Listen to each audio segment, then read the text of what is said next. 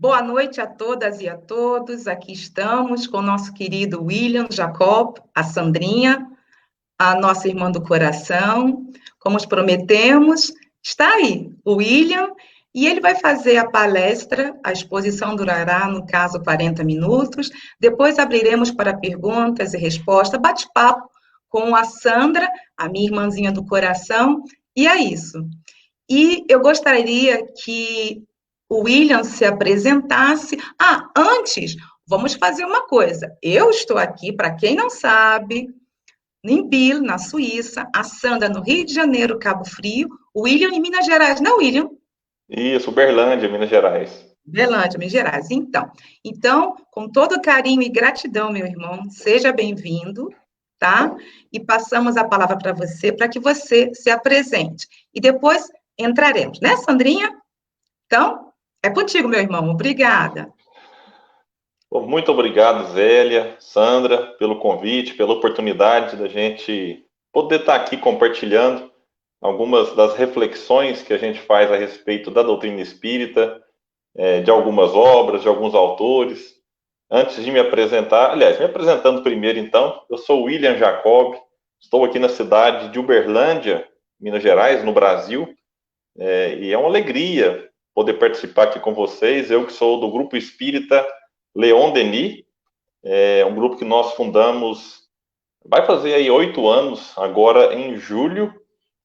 Tem algumas tarefas vinculadas ao pensamento de Leon Denis, tem um programa na Web Rádio Fraternidade, tem um canal no YouTube, que inclusive eu já deixo aqui o convite para o pessoal que tiver interesse lá e se inscrever. Lá nós desenvolvemos um estudo recém-começado das obras de Leon Denis. Começamos pelo livro O Porquê da Vida, escrevo alguns artigos para algumas revistas aqui do Brasil, e estamos aí nesse trabalho de divulgação também com o Café com Espiritismo. É uma ideia que surgiu aí há quase um ano, inicialmente apenas aqui para o idioma português. Com pouco tempo de fundação desse trabalho, nós iniciamos também essa iniciativa lá com os nossos irmãos da Espanha, e hoje tem a tradução também para o francês. Então, o Café com Espiritismo é um projeto que a gente já está conseguindo desenvolvê-lo aí em 3 idiomas, e isso é motivo de muita alegria, e a gente só tem a agradecer a todos que têm acompanhado tudo isso. E não posso deixar de registrar aqui a minha admiração pelo trabalho desenvolvido por todos os espíritas que moram fora do Brasil. Eu converso com algumas pessoas, inclusive com a própria Zélia, a gente vê a dificuldade que e ao mesmo tempo a alegria que todos vocês têm em abraçar essa causa e divulgar o espiritismo, vencendo todas as barreiras, todas as dificuldades, barreiras que nós não temos no Brasil. Então, de certa forma, estamos aqui numa condição de privilegiados, e só tem que agradecer por tudo que vocês fazem, por se desdobrar, cada um nas suas possibilidades, enfrentando as suas próprias dificuldades, mas jamais desistindo de auxiliar, de socorrer, e isso é que é o importante. Então, faço aqui votos de que vocês continuem, de que prossigam, de que consigam aí atingir muitos e muitos corações, e conte sempre com a gente aqui no Brasil, que eu sempre tenho falado, o que a gente puder fazer para levar de volta a doutrina espírita, levar não, porque ela já está aí, mas para ampliar a doutrina espírita nas terras em que ela nasceu, em especial lá na França, mas também nos outros países aí. Conte sempre com a gente, é sempre um prazer poder colaborar. E essa iniciativa de trazer lives também, criar páginas, enfim, tudo isso é muito bem visto, e a gente colabora de uma maneira que pode neste período de pandemia com a divulgação doutrinária, e esta é uma caridade que a gente faz em relação a ela. Então, até queria pedir aos amigos que já nos acompanham, a gente vê que já tem vários aí participando com a gente, para estar divulgando, compartilhando na sua própria linha do tempo, na forma de sala de vídeo.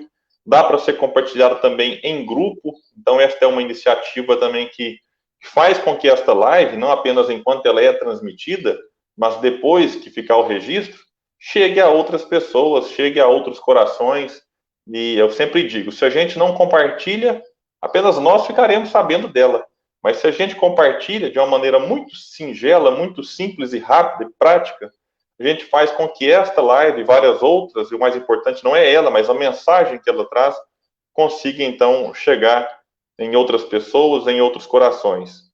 Então, eu queria também dizer que esta palestra ficará lá no meu canal do YouTube, aquele que eu já falei aqui, que a gente desenvolve um estudo das obras de Leon Denis. Quem quiser depois é só pesquisar lá o William Jacob e vai encontrá-la salva também no YouTube.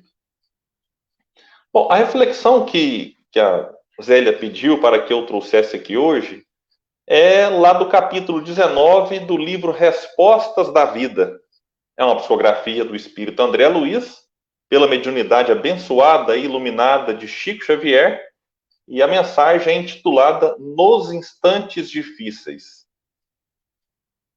E a gente vive um momento tão único, talvez, na nossa história, e, de certa forma, esse momento mexe com todos nós, e ele vasculha o fundo da nossa alma, tentando diminuir nela a falta de empatia, tentando diminuir nela a indiferença, a falta de compaixão, enfim, sentimentos nobres, sentimentos que Jesus nos ensinou a desenvolver, que a doutrina espírita nos convida a desenvolvê-los desde 1857, mas eu confesso que a gente, às vezes, só consegue enxergar algumas questões nos momentos de dificuldade.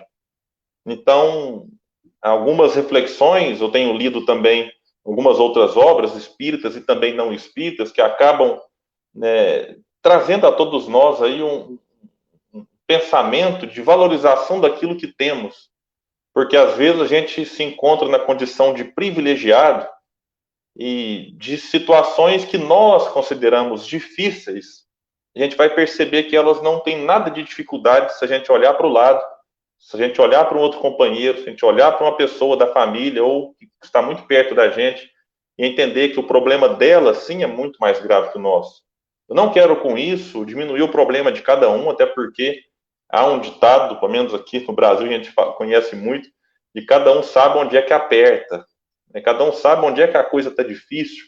Então a intenção aqui não é simplesmente dizer que o meu problema é difícil, o seu não é nesse sentido. Mas é que às vezes a gente reclama de situações sem imaginar que outras pessoas passam por situações piores naquele mesmo sentido e não reclamam. Então, o que é que essas pessoas têm de diferente? Talvez elas tenham a maturidade que nós não compreendemos. E será que a gente vai ter que passar por situações mais dramáticas para reconhecer que a que a gente tinha antes não era tão difícil assim?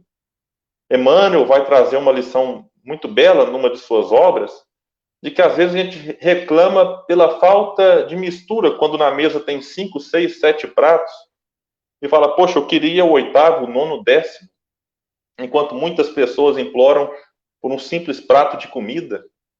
Às vezes a gente reclama e cria um mal-estar dentro de casa, porque a mãe ou o pai ou alguém nos trouxe uma coberta de uma cor que a gente simplesmente queria de outra cor, enquanto muitas pessoas próximas de nós querem apenas uma, de qualquer cor, para se proteger do frio. Quando a gente olha, eu estou aqui com a camisa do Fraternidade Sem Fronteiras, quando a gente olha no Instagram do Fraternidade e vê aquelas crianças, a gente às vezes reclama, poxa, o que está difícil na nossa vida? Então a gente precisa, eu acho, que ampliar os horizontes e entender o que é dificuldade para nós. Eu acho que a gente precisa sair um pouco de muitas questões que nos envolvem e tentar enxergar um pouco para a ferida do outro, para a dor do outro. Porque quando eu faço esse esforço de enxergar a dor do outro, eu me torno mais humano. E a gente fala tanto que a próxima etapa do ser humano é se tornar um anjo, respeitando ali aquele movimento que Allan Kardec fala na questão 540, que o anjo já passou ali pelo reino mineral, já foi um átomo, claro, nos tratando aqui de princípio inteligente, mas às vezes a gente quer chegar à angelitude sem nem compreender bem o que é ser humano. Então, essas questões, a gente precisa trazê-las para o debate, trazê-las para o dia a dia. Há pessoas que elas vivem o que a gente chama de instantes difíceis pela simples orientação sexual. Elas têm que se preocupar, será que eu vou sair na rua hoje e vou ser violentada porque eu sou homossexual? Há pessoas que pela cor de pele, elas podem enfrentar dificuldades que outras não enfrentarão. Há pessoas que pela sua sexualidade, por exemplo, a mulher, às vezes ela é violentada pelo simples fato de ser mulher. E tantas outras questões que elas precisam ser pontuadas, que elas precisam ser colocadas para que a gente desenvolva, repito, um pouco mais dessa compaixão pelo sofrimento alheio, tentando olhar para a nossa situação e desenvolver um pouco mais da resignação. Agradecer a Deus pelas oportunidades e não que isso tenha que servir para que a gente se acomode e fale, então será que eu não posso desejar ter um cobertor daquela cor que eu gosto? É claro que pode.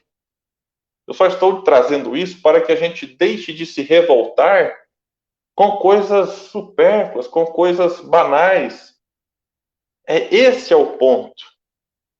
Para que a gente busque uma revalorização, valorize de uma maneira diferente aquilo que eventualmente possa nos incomodar.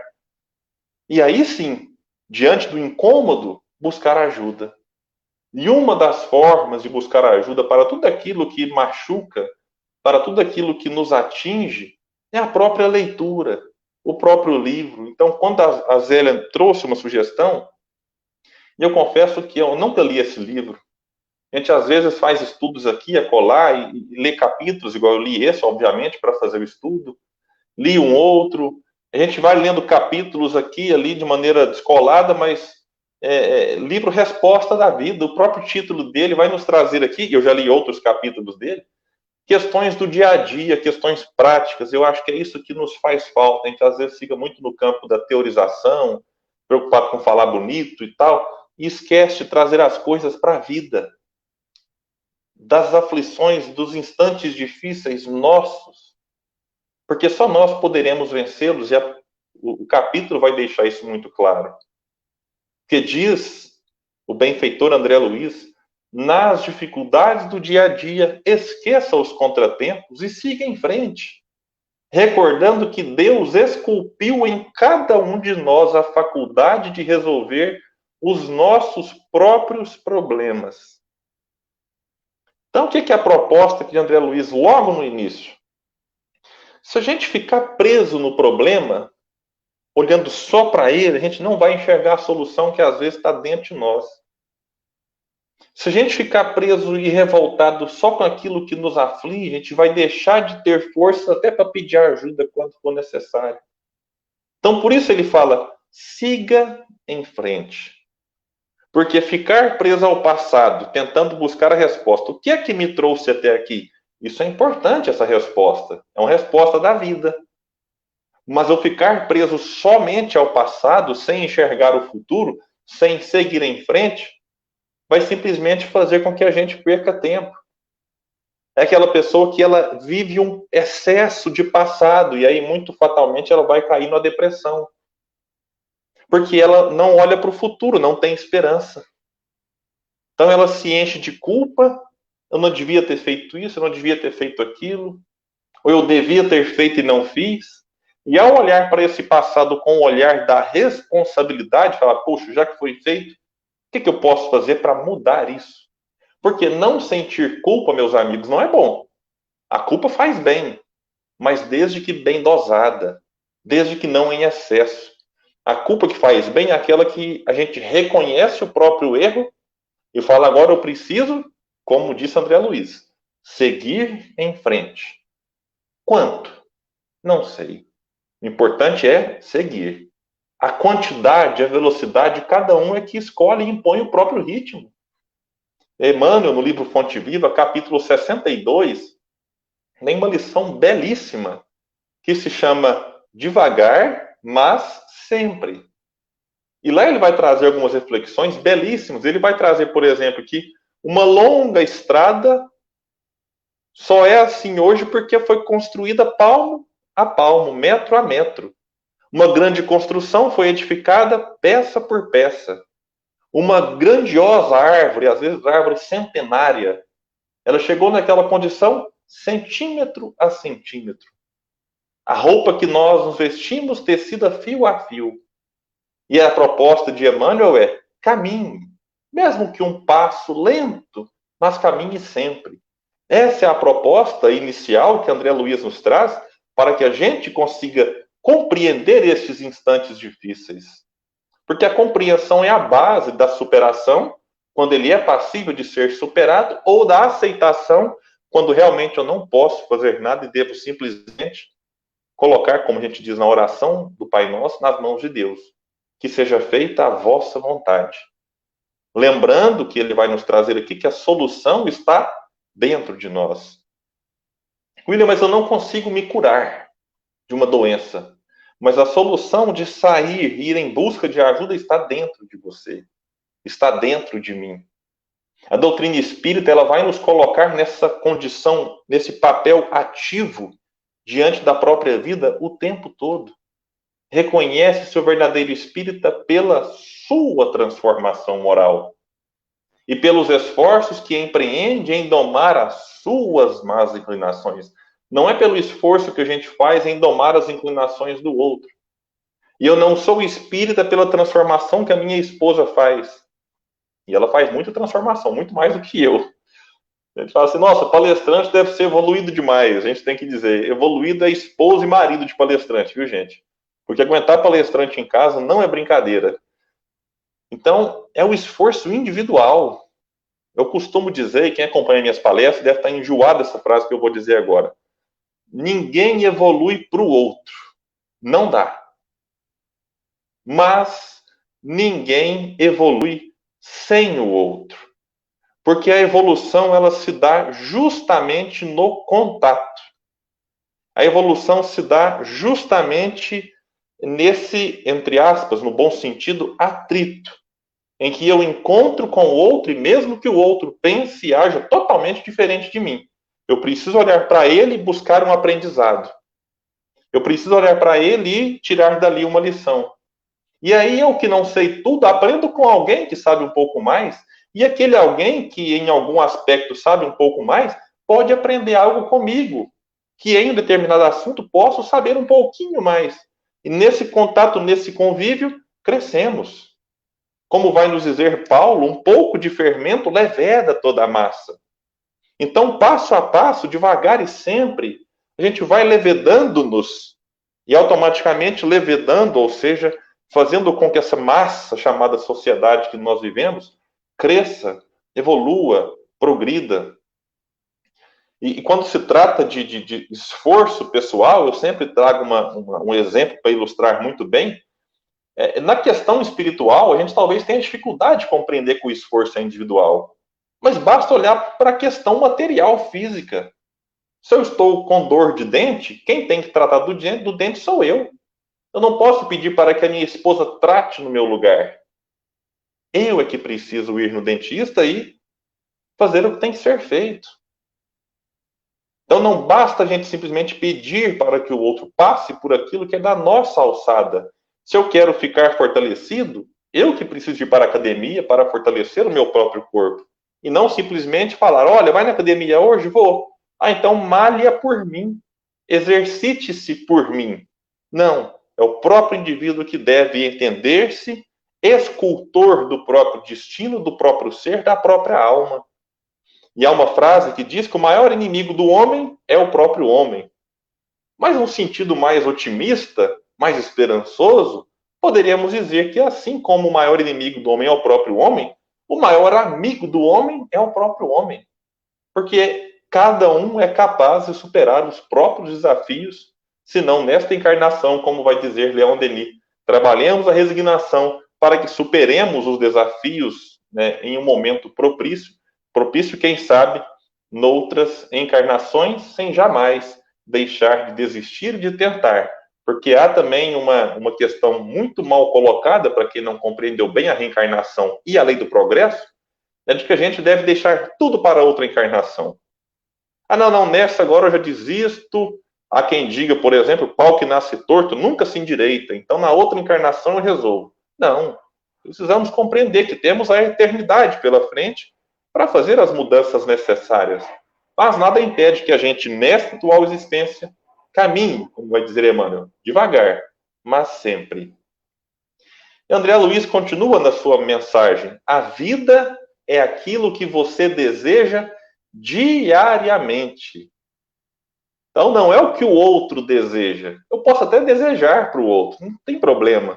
E esse meu pensamento em direção ao outro pode lhe fazer bem. Mas nada nos faz mais bem do que aquilo que nós desejamos. Como vai dizer Emmanuel no livro Pensamento e Vida, o nosso pensamento cria a vida que procuramos através do reflexo de nós mesmos. Então, o pensamento cria a vida que procuramos, porque tudo começa no pensamento. As palavras que nós falamos surgiram inicialmente no pensamento. Os atos que nós temos surgem através de um pensamento. É claro que chega um certo ponto em que aqueles atos quase que impulsivos, eles já são feitos de maneira irrefletida, porque houve um treino. Como a gente observa, por exemplo, na própria prática esportiva. Quando a gente observa o Oscar, um grande jogador de basquete que nós tivemos, alguém dizia assim, poxa, Oscar, como é que você consegue acertar tantas bolas de 3 pontos naquela longa distância? E ele dizia, olha, enquanto todo mundo vai embora, descansar, eu fico treinando. Então, o Oscar, nos treinos, talvez ele poderia preparar ali alguma coisa, achar uma técnica, mas na hora do jogo, eu já joguei basquete, muito mal, por sinal, como todo esporte que eu já pratiquei, a gente sabe que na hora que você recebe a bola, você não consegue falar, agora eu vou dar um passo de 3 centímetros para o lado direito, com o pé direito, curvar a perna esquerda, fazer o ângulo correto, o movimento exato para acertar. Vai isso vira quase que um impulso quase inconsciente. Mas aquilo foi fruto de um exercício constante. E aí ele vai e acerta a bola de 3. Então, durante o jogo, não dava tempo para ele pensar em todos os detalhes. Mas aquilo já havia sido, de certa forma, interiorizado. E a gente dá para trazer esse exemplo para as questões diversas. Daqui a pouco nós teremos tantas atitudes boas sem pensar em fazê-las, porque automaticamente aquilo fará parte da nossa vida. Então, quando a gente olha para um Chico Xavier, para uma Irmã Dulce, para um Francisco de Assis, e a gente se pergunta como é que eles conseguiam fazer isso? E eu estou aqui numa dificuldade danada para fazer um mínimo gesto de compaixão, de empatia, de solidariedade a outro. Eu estou aqui numa luta danada para doar R$ 50 por mês para acolher um irmão da África, adotando uma criança no projeto de fraternidade, e aí de repente vem alguém e doa e recebe, ganha muito menos do que eu e doa com mais facilidade. Porque essas pessoas que eu citei, algumas conhecidas, outras anônimas, já fazem aquilo por simples prática e sentir o bem-estar que aquilo lhes oferece. Não é para assim, eu vou ajudar agora, porque amanhã eu posso ser ajudado. Porque aí vira quase uma barganha na ajuda. Mas muita gente faz isso pelo simples prazer. Porque elas talvez passaram por situações difíceis e agora reconhecem o valor de uma ajuda, reconhecem o valor de uma mão amiga, de uma mão estendida. Por isso, Leon Denis vai nos dizer que nada melhor do que quem já passou por uma dor para entender a dor do outro. A gente observa amigos, companheiros queridos que já passaram por depressões profundas. Esses não falam que depressão é coisa à toa, que é mimimi. Como muita gente fala por aí, depressão é falta de serviço. É que a pessoa está cheia, não tem problema e fica procurando problema. Quem já passou pela depressão não fala isso, porque ela sabe que não é tão simples assim de rotular e de julgar as pessoas. Por isso, valorizemos os instantes difíceis que nós atravessamos. Porque daqui a pouco a gente supera esses instantes e se coloca numa condição de agora de acolher, de estender a mão alheia, de abraçar, de orientar, de ajudar quem tem uma intenção de se matar e dizer, não faça isso, eu estou aqui do seu lado, converse comigo. E aí Emmanuel, aliás, André Luiz, vai dizer assim, A renovação autêntica tem de começar em nós mesmos. Repito, não é no outro, mas é em nós. E eu me recordo aqui de Gandhi. Gandhi é um exemplo para todos nós. Quando ele foi dizer assim: sejamos a mudança que gostaríamos de ver no mundo. A gente não tem problema olhar para o mundo e detectar os problemas. Faz parte. Não tem problema olhar para o mundo e até apontar eventuais críticas, como Kardec vai nos dizer. Se aquele mal que o outro faz mal só para ele, que benefício tem divulgá-lo? Mas se o mal que o outro faz pode fazer mal e prejudicar um coletivo, é preferível que caia um indivíduo do que o coletivo. Então a gente não pode simplesmente condenar toda e qualquer crítica. Mas antes de tudo, é imprescindível que a gente olhe para dentro e pergunte a nós mesmos: como eu estou agindo em relação àquilo que eu critico? Será que a violência que eu critico no outro eu já consegui superá-la dentro de mim? Então são pontos importantes para que o exemplo seja a maior força da nossa palavra, dos nossos gestos. Como o próprio Gandhi, certa vez, aquela história muito conhecida, que uma mãe chega e fala para ele: olha, o meu filho está viciado em açúcar, não para de comer açúcar. Eu quero que você peça para ele parar. E o Gandhi disse: minha irmã, volte daqui a um tempo, não me recordo agora se é daqui uma semana ou um mês. E essa mulher ficou sem entender, falou: poxa, bastava Gandhi fazer o pedido e a sua palavra tinha força, né? Ele era seguido por muitas pessoas. E o tempo passou, aquelas pessoas que estavam próximas de Gandhi ali, sempre tinha alguém perto dele, também ficaram sem entender. Aquela mulher voltou no tempo combinado com Gandhi e perguntou: falou, Gandhi, eu estive aqui, você pediu para que eu voltasse, meu filho continuou comendo açúcar. E o Gandhi simplesmente olhou para a criança e disse: meu filho, pare de comer açúcar.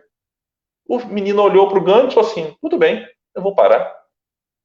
Aí a mãe ficou sem entender, saiu, os auxiliares de Gandhi chegou e falou: Mahatma, mas por que você não falou a mesma coisa agora quando ele esteve aqui na primeira vez? Ele disse: porque naquela ocasião eu também comi açúcar. Então Gandhi pede um tempo para que pudesse desenvolver em si a força de superar aquilo que lhe incomodava o outro, e agora, com o poder do exemplo, ele pede e é ouvido. E a gente tentamos prosseguir aqui na leitura, então, vai nos dizer André Luiz: você prepara o caminho de quaisquer ocorrências pensando em torno delas. É claro, meus amigos, que a gente precisa aqui tirar isso do campo do fanatismo. Senão a pessoa pensa assim: nossa, então eu vou começar a pensar que eu vou ganhar na loteria e daqui a pouco eu ganho. Que a gente precisa compreender que nem tudo aquilo que a gente quer é o que a gente precisa. A vida nos traz aquilo que nós precisamos e nem sempre aquilo que nós desejamos. Até porque, se Deus atendesse todos os nossos pedidos, já disse Oscar Wilde, isso seria um verdadeiro castigo. Já pensou se tudo que nós pedíssemos, Deus atendesse? Seria uma tragédia. Então, é claro que quando André Luiz coloca, você prepara o caminho de quaisquer ocorrências pensando em torno delas, isso precisa ser colocado no campo também aqui da racionalidade e das possibilidades que nós temos. Entendendo que quanto mais evoluídos nós somos, maior o campo de ação do próprio pensamento. Leon Denis chega a nos dizer, no livro No Invisível, de que a humanidade do futuro ela se comunicará pelo pensamento. Na verdade, os espíritos se comunicam pelo pensamento. Nós só não fazemos isso ainda enquanto encarnados, porque a própria matéria que nos reveste é extremamente densa, porque ainda estamos mais próximos da origem do que do nosso destino final. E o pensamento é um assunto que deveria receber de nós maiores atenções, como o próprio Leon Denis, lá no livro Problema do Ser e do Destino, vai escrever: não há assunto mais importante que o estudo do pensamento e de seus poderes e de sua ação. Ele é a causa inicial de nossa elevação ou de nosso rebaixamento. Então, olha, o pensamento que Joana de Ângeles chegou a dizer: o reto pensar é o único método para o reto atuar.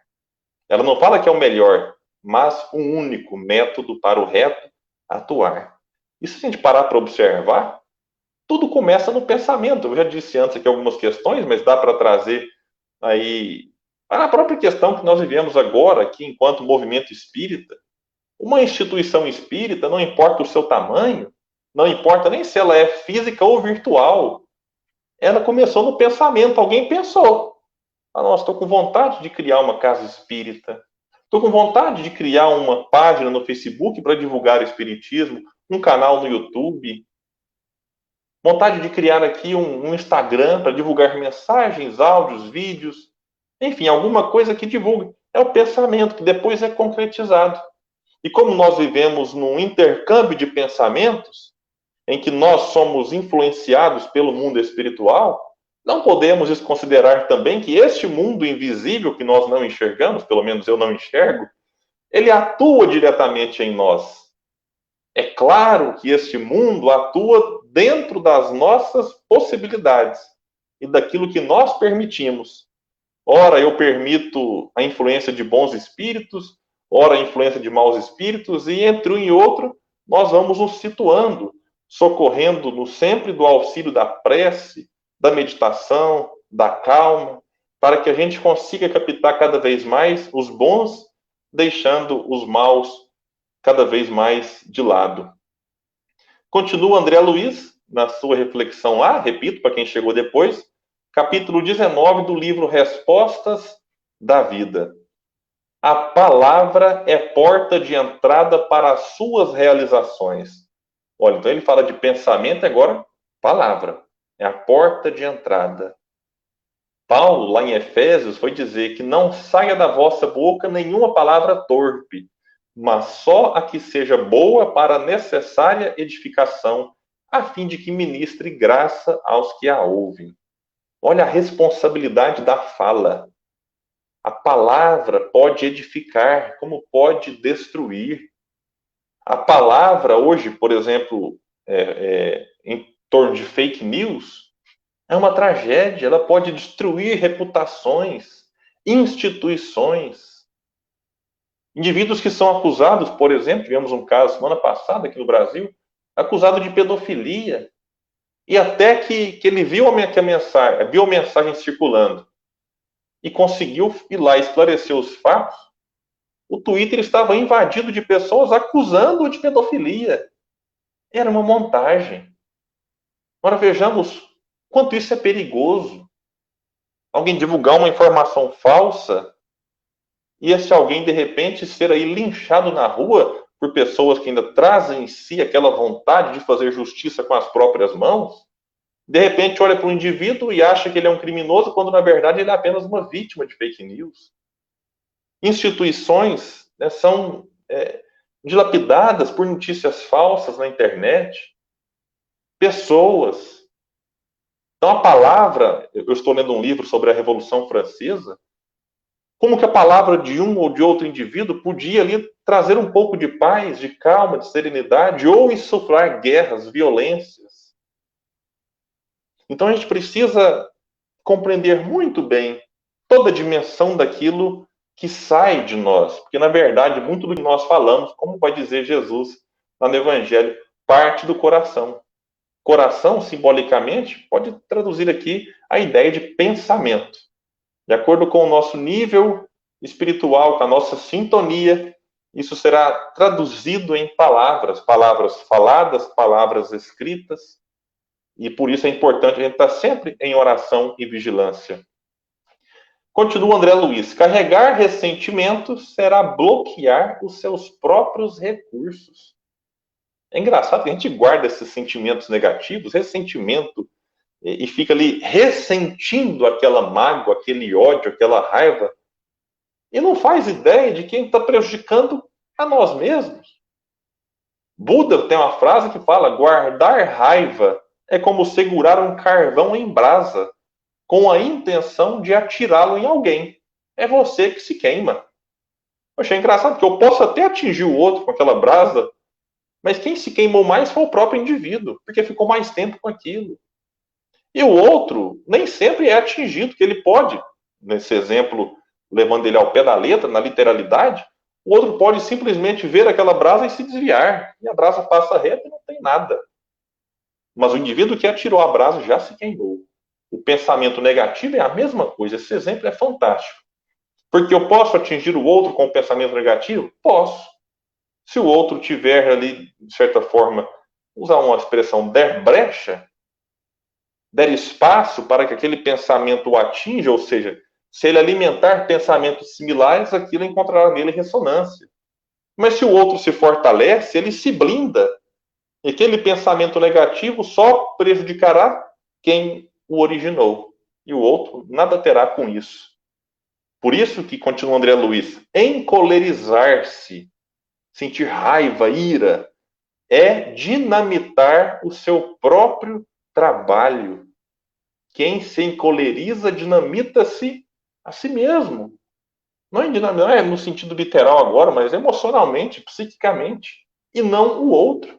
Mas normalmente nós nos encolerizamos em relação ao outro. E prejudicamos a quem? A nós mesmos.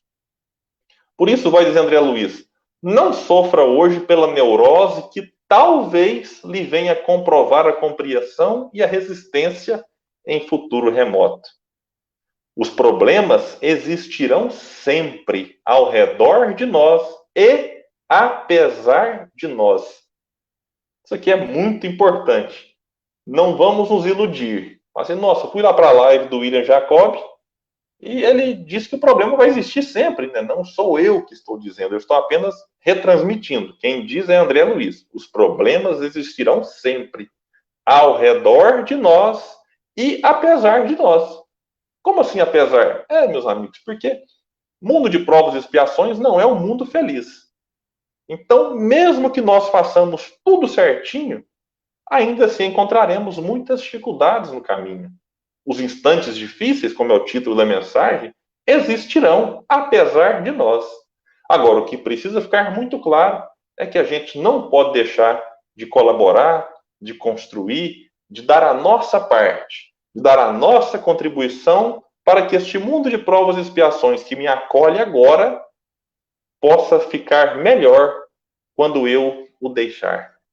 Quando a gente abandoná-lo pelas vias da morte, a morte no tempo certo, pelas vias naturais, que a gente possa se despedir deste orbe, olhar para trás e dizer: valeu a pena estar encarnado, dei a minha contribuição, fiz o possível, não foi o melhor, mas é o que eu dei conta. E aí sim, nós sairemos deste planeta com a sensação de dever cumprido. Então a gente precisa despertar em nós a esperança, porque é ela que faz tudo ter sentido. A vida sem esperança é uma vida sem cor, é uma vida sem graça. Então, de vez em quando passa. É normal a gente ter essas oscilações, que a gente, né, já vem aí há vários anos, fala, nossa, esse ano tá difícil. Aí o ano que começa, fala, nossa, esse ano tá difícil também. Não tá fácil, até brinquei com um amigo, né?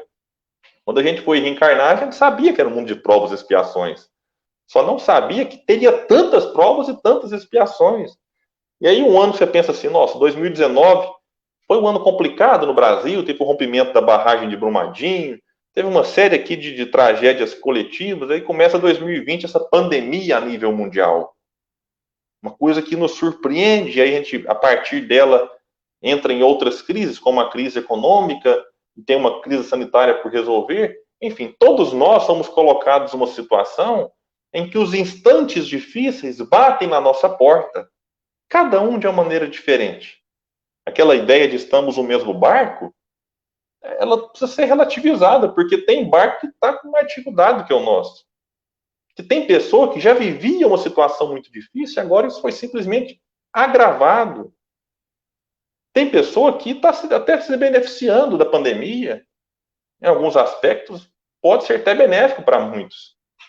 Mas é importante observar que se para mim não está tão ruim, eu preciso olhar para o outro e tentar enxergar uma forma de ajudar. Se eu não consigo acolhê-lo, se eu não consigo doar dinheiro, não tem problema.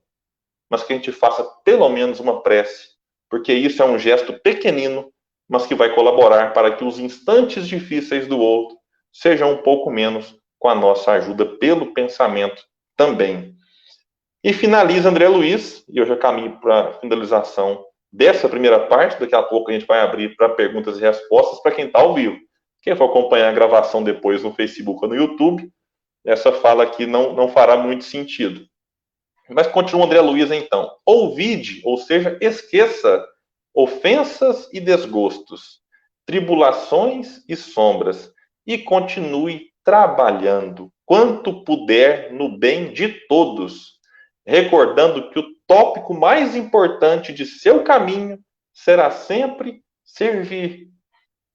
Tá? É importante, não ter fácil assim, esqueça a ofensa de desgosto. Não é fácil, não, gente. Não é fácil pedir para alguém, por exemplo, que foi atropelado e está com os membros amputados, assim, não, esqueça. Ele não vai esquecer, que aquilo está registrado no corpo físico. Ele vai se lembrar do episódio sempre. Mas quando fala que ouvidemos ofensas e desgosto, é no sentido de que a gente precisa ampliar o nível de compreensão e entender que alimentar esse tipo de sentimento não vai resolver em nada a situação.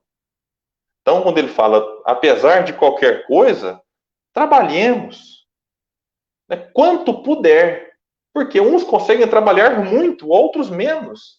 Mas façamos dentro dos nossos limites, aceitando as próprias limitações, mas jamais, né, aproveitando dessas próprias limitações para nos colocar numa situação de que não podemos fazer nada, de trabalhar em nós uma indiferença, achando que o problema do outro é do outro, que eu não tenho nada com isso. Na verdade, o problema do outro é o meu problema. E esta pandemia tem deixado isso muito claro. O problema que começou, sabe-se lá, talvez na China, alguns estudos apontam que foi em outro país, mas o problema é que começou num canto do mundo, de repente se alastrou. Isso traz uma lição. O problema do outro é o meu problema. A fome na África é um problema meu. O problema que acontece com as crianças da microcefalia, atendidas também pela Fraternidade Sem Fronteiras, é meu problema. Então não tem mais o problema do meu país, o problema da minha classe social, o problema de quem tem a mesma orientação sexual que a minha. O problema de um é o problema de todos. Sem querer carregar o mundo nas costas, longe disso. Mas a gente precisa ampliar o amor que a gente tem pelas pessoas. Porque amor, vai nos dizer Emmanuel no livro Pensamento e Vida, acima de tudo é serviço aos semelhantes. Então, sempre que eu sirvo, eu estou amando. Sempre que eu me recuso a servir, eu deixo de amar. E através do amor, continua Emmanuel, valorizamos-nos para a vida. Através da sabedoria, somos pela vida valorizados. Todos temos necessidade de amor e de instrução. Que a gente consiga desenvolver essas duas asas, porque aí sim construiremos um ser luminoso e estaremos contribuindo para a edificação de um mundo mais feliz. Nós somos os responsáveis pelo nosso sucesso ou pelo nosso fracasso. A escolha de qual caminho trilharemos é nossa. O Espiritismo nos ensina que fora do amor não há salvação. Não há felicidade real e verdadeira fora da caridade. Nos instantes difíceis, como é o título da mensagem, lembremos-nos da música de Almir Sater e Renato Teixeira. Cada um de nós compõe a sua história. Cada ser em si carrega o dom de ser capaz e ser feliz. Se está difícil, deixa eu só pegar aqui um livro que eu gosto muito, que é o do André Trigueiro, A Força do Um. Eu não ia falar, mas veio uma inspiração no momento. Aqui atrás está escrito assim: não importa o tamanho da crise, não importa a loucura do mundo, não importa a sensação de impotência, existe a força do um. A força de uma ideia impactante, a força de um sentimento superior, a força de uma ação transformadora. Comece com uma ideia, haja com o seu sentimento, transforme com a sua ação. Seja a força do um. Bom, é o que a gente tinha para hoje. Eu queria convidar então a Zélia, mas a Sandra que estão por aí. Olha, apareceu aqui uma. Ô Zélia, o seu microfone tá mutado aí. Faz parte, são desafios. Sandrinha, aparece, Sandrinha. Eu achei, quando esse... Ao microfone também faz parte, viu, Sandrinha? Todo mundo está aprendendo, viu? Só que o William que é um expert em tudo isso. Sandrinha, e aí, você queria. Ela, como é terapeuta, faz constelações familiar, né? Eu acho que é muito interessante ela também dar a opinião dela sobre isso, principalmente, eu que o diga, existem certos ressentimentos que foi comentado aqui, né, William, que vem da nossa infância e fica durante, às vezes, toda uma existência. A gente fica com aquela raiva, às vezes até ódio, e vamos nos intoxicando todo o nosso organismo, devagarinho, né? Como você falou, nós somos realmente os únicos responsáveis. Então, mesmo assim, pela forma que como fomos criados, no que se refere a esse tipo de ressentimento, né? Esses pais ou pessoas que nos cuidaram quando na infância, talvez eles tenham recebido apenas aquilo que eles também tiveram como educação, né? Então, esses ressentimentos, fica ali, aquele pensamento e tudo, o que acontece?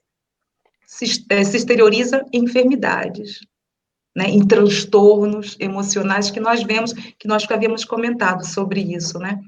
E como a Sandrinha é uma expert no assunto, eu gostaria que ela comentasse sobre esse tipo de ressentimento, para que nós pudéssemos bater um papinho aqui, né? E aí, Sim, Sandrinha, o que claro. você acha sobre isso? Eu achei muito, muito boa mesmo a explanação do William e chamar atenção para esses detalhes e até o comentário que você fez agora, né, Zélia, no fato assim, a pessoa quando recebeu pouco, ela não é capaz também de dar muito, né? Mas da mesma forma que o William comentou também no início, quando a pessoa, no caso assim, quando... Ai, fugiu agora, fiquei nervosa. Quando ele falou, ninguém também desenvolve pelo outro, né? Não tem como você, né, evoluir por outra pessoa. Então, da mesma forma, a gente não pode ficar também querendo a expectativa, esperando só que o meu pai tem que me dar alguma coisa, ou a minha mãe, ou alguém da família, e olhar para si e falar o que eu posso fazer por mim mesma, né? E sair daquela coisa assim de olhar muito assim para os outros e olhar mais para si.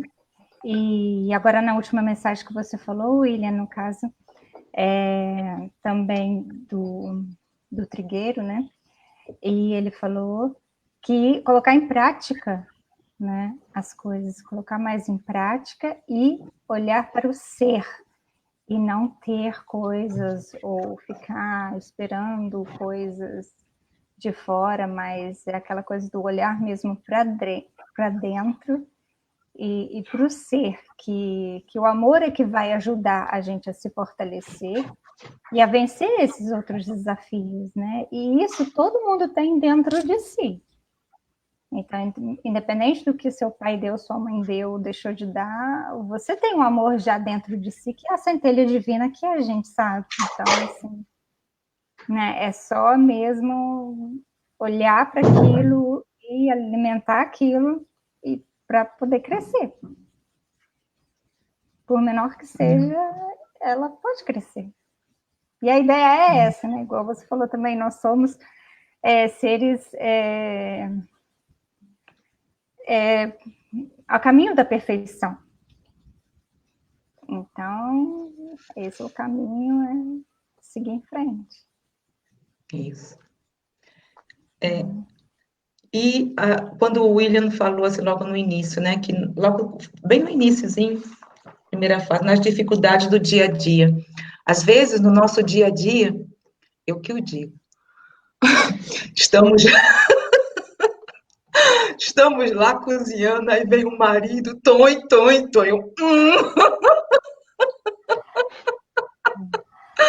Aí fica, e o pensamento, né, gente? Fica ali, eu tô ficando logo vermelha porque eu sei o que eu me conheço, né? Gente, eu estou ainda naquela fase de perfeição, como todos nós. E fica ali remoendo. Aí uma coisa, às vezes, uma palavrinha que ele fala, nós vamos lá para o passado, em alguma coisa que ocorreu, né? E que aí vem aquela bomba, de repente, pum, estoura. Quando estoura, quando não, fica aquele fica estourando, e aquela coisa, aquilo ali. E, de repente, eu começo a ficar, meu coração dá um taquicardia, porque é isso, né? Que vai ocorrendo, vai dando taquicardia. Aí depois, quando eu falo assim, Zélia, olha o pensamento, olha, lembre-se. Assim, você espírita, cuidado, vigiar e orar. Eu, opa, peraí, Hein, Célia? respiro, volta. Aí melhora, sabe, William? Aflora, Sandrinha. Só queria fazer uma aflora outros colocação bem sentimentos. interessante, no que vocês colocaram aí, que foi muito interessante, a questão do que a gente recebe do pai e da mãe, né? Isso realmente impacta muito na nossa vida.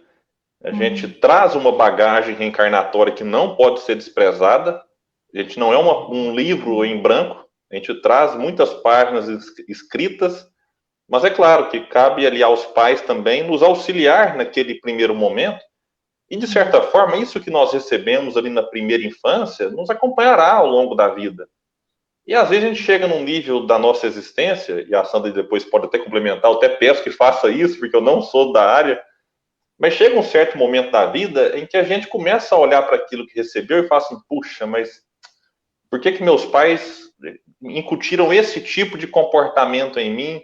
Por que que essa convivência hoje me faz ser alguém assim, assado?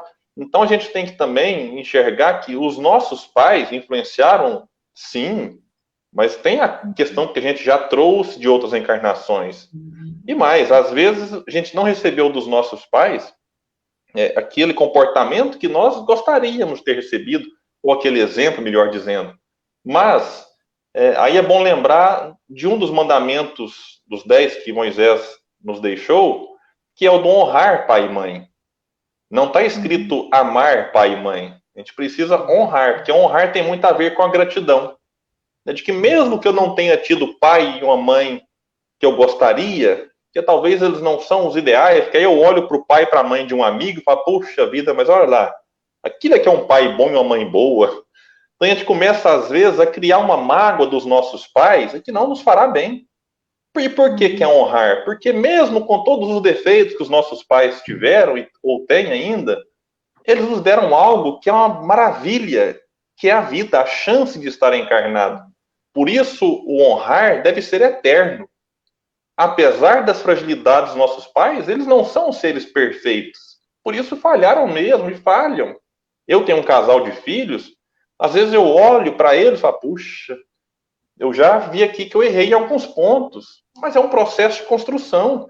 Então, quando eu vier pai de novo, se eu for nessa encarnação ou na outra, é um processo de amadurecimento do ser espiritual que vive a experiência paterna, materna, daquele que é filho, que olha para os pais e fala, puxa, isso aqui que eu recebi eu acho que não foi legal, mas é o melhor que os meus pais podiam fazer na ocasião, e quando eu tiver filhos eu não vou repetir, eu não vou reproduzir.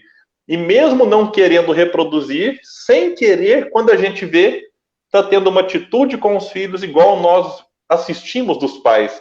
E entra num ciclo e que é difícil romper essa reprodução. E aí é onde eu acho importante a constelação familiar, as terapias as mais diversas, da gente olhar e reconhecer como o pai e a mãe que eu tive lá atrás fala agora através de mim. Às vezes, de uma maneira muito positiva. Que aquilo que nós aprendemos de bom com os pais também são reproduzidos.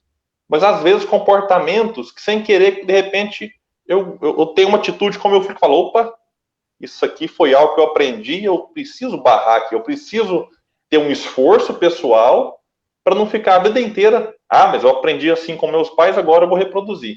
Então, tem que ter esse nível de consciência, mas, acima de tudo, honrando os nossos pais, porque com todas as fragilidades que eles tiveram, eles nos deram a chance de nascer, a chance de estar encarnado em condições de aprender, de amar e evoluir. E às vezes com tanta dificuldade, né, William, de nos criar, né? Eu que o diga, porque venho de uma família muito humilde e nós fomos criados por uma mãe, 3, né? Então, quanta dificuldade ela teve que superar. Claro, como nós estamos falando aqui, que ficaram coisas que marcaram, mas também quando nós temos uma doutrina esperançosa, caridosa, vamos gradativamente também aprendendo a nos colocar no lugar dessas pessoas. O que eles passaram, eles procuraram apenas dar o melhor que eles pensavam que fosse. Não é isso? Então, compreender e gradativamente, porque o perdão também é uma escala, né? Vamos gradativamente, através da compreensão, né? Chegando até um ponto em que perdoamos e aceitamos eles ou elas como são. Simples assim, né? Isso que eu ia falar nesse ponto, assim, muito bonito. O William relembrado, citar o Evangelho, né, claro, do honrar, porque aí também está incluído justamente o respeito e a aceitação.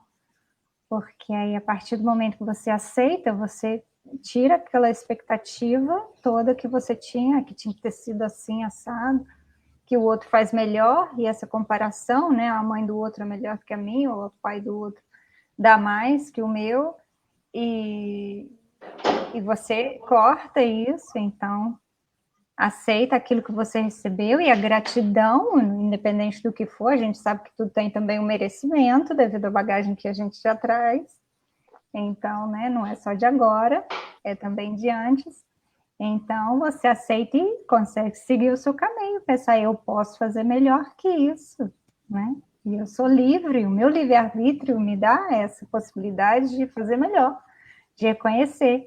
E a partir do momento que a gente fica sempre só cobrando, criticando, julgando, os nossos pais são pessoas normais, como nós mesmos, né? Tiveram infância, tiveram suas dificuldades também. E aí a gente entra naquele espelho, né? O que você critica no outro, que você olha no outro, você tem dentro de você.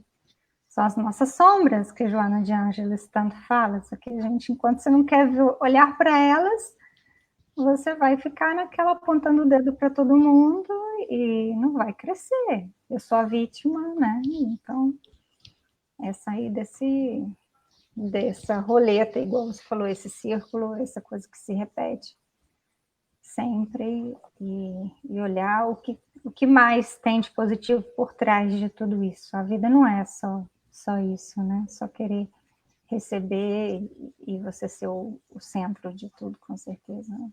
Não. Uhum.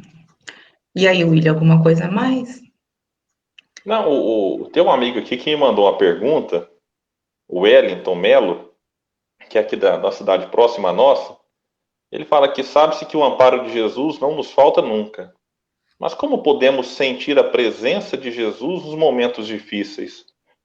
Olha, me recordo aqui de uma fala lá do livro Voltei, que é a psicografia do Chico, pelo espírito irmão Jacob.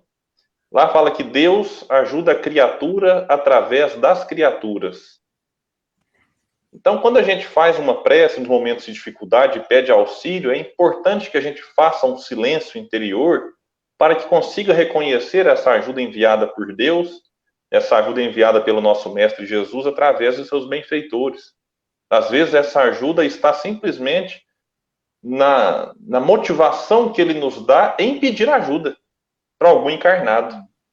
Porque o desencarnado, ele está aqui tentando auxiliar, mas ele tem as limitações, né, da física também, né, do material.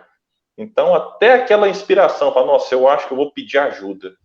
Porque a gente, muitas vezes, vivendo uma situação difícil, fica esperando que o outro descubra que a gente precisa de socorro. Quando muitas vezes Jesus pode falar para todos nós, pela inspiração, peça ajuda. Né, você está se sentindo sozinho? Mande num grupo de WhatsApp. Eu tenho certeza que se pedir ajuda no grupo de WhatsApp, seja da família, seja do centro espírita, para a gente, eu não estou bem, preciso de ajuda, preciso de uma cesta básica que seja, porque às vezes a ajuda que a pessoa precisa é comida. A gente pensa que a ajuda é só bom ânimo, palavra de incentivo. Às vezes falta comida dentro da casa das pessoas e você precisa pedir ajuda. Eu tenho certeza que quando a gente abre a boca e pede socorro, aparece gente para nos ajudar, porque é isso, Deus ajuda a criatura através das criaturas. Então, que a gente possa ter a humildade de reconhecer, eu não estou dando conta sozinho, e que a gente reconheça também as pessoas que estão à nossa volta e que podem ser essa ponte, nós, elas com Jesus no meio, fazendo essa ligação entre nós. Isso. Bom, finalizamos então nosso tempo. Eu agradeço muito de todo o meu coração, William, que conheci via internet. Você vê como é bom? Esse negócio da pandemia que você falou, foi ótimo. Muito obrigada, Sandrinha, obrigada a todas e a todas que participaram conosco, um abraço do fundo dos nossos corações e gratidão. Muita luz para cada lar, para todas as pessoas que estão nos vendo e futuramente também, muita luz. Gratidão a todos e sempre nos lembrando, Jesus está no leme de tudo. Beijo, tchau. Tchau, pessoal. Obrigada. Tchau, obrigada.